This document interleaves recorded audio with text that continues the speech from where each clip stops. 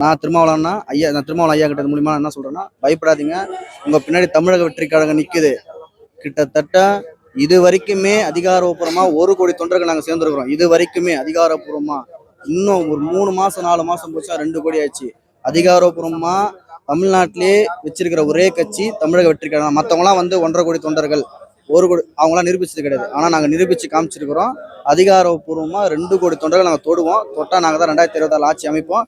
ஐயா திருமாவளவன் இங்க வருவாரு. வந்து அவருக்கான வாய்ப்பை கண்டிப்பா என் தளபதி கொடுப்பாரு. வரலாறு நீங்க எடுத்தாவே இது வரைக்கும் தனித்துவத்துல திமுக ஜெயிச்சதே கிடையாது. 234 தொகுதியும் தனித்துவமா திமுக கலைஞர் ஆட்சியிலிருந்து ஜெயிச்சிருக்காங்க.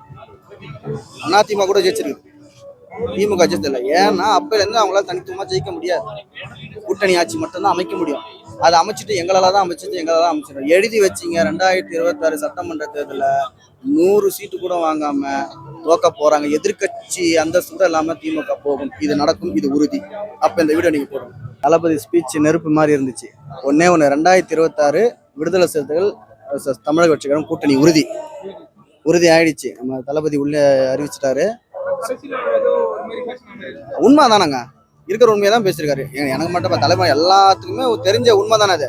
அவரு அது அவங்களுடைய கொள்கை தலைவரே திருமாவளவனோட கொள்கை தலைவர் அம்பேத்கர். இதோ விட முக்கியமான வேலை அவர் எங்கேயுமே கிடையாது. அவர் வரல எவ்வளவு ப்ரெஷர்ன்றது அவங்களுக்கு தெரியும். கூட்டணி கட்சி தான் ஓப்பனா சொல்ற தளபதி.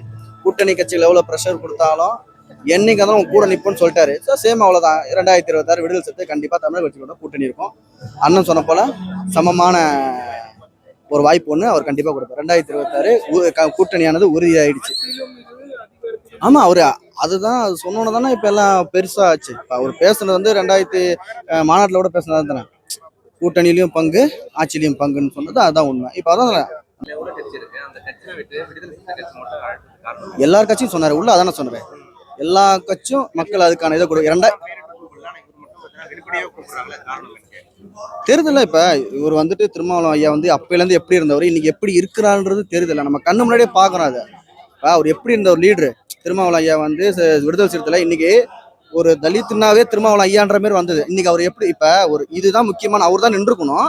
அவருக்கு முன்னாடி என் தளபதி நின்றுக்கணும். இன்னைக்கு அப்படி இல்லாம இன்னைக்கு அவரை வரவே கூடாத நிலைமைக்கு ஆக்குனதுனால இதுதானே உண்மை. அவர் வந்து எல்லாத்தையும் மீட்கக்கூடியவரா இருப்பாரு. இப்ப அவரே மீட்கக்கூடிய நேரத்துல தமிழக வெற்றி கழகம் இருக்குது. நாங்க கண்டிப்பா அவரை மீட்போம். ஐயா நினைச்ச மாதிரி விடுதலை சிறுத்தைகள் வந்து தொண்டர்கள் நினைச்ச மாதிரி திருமாவளவன் ஐயாக்கு தமிழக வெற்றி கழக கூட்டணி கூட ஆட்சி அமைச்சு அவருக்கான சமத்தை நாங்க கண்டிப்பா என் தளபதி கொடுப்பாரு. இது உறுதி.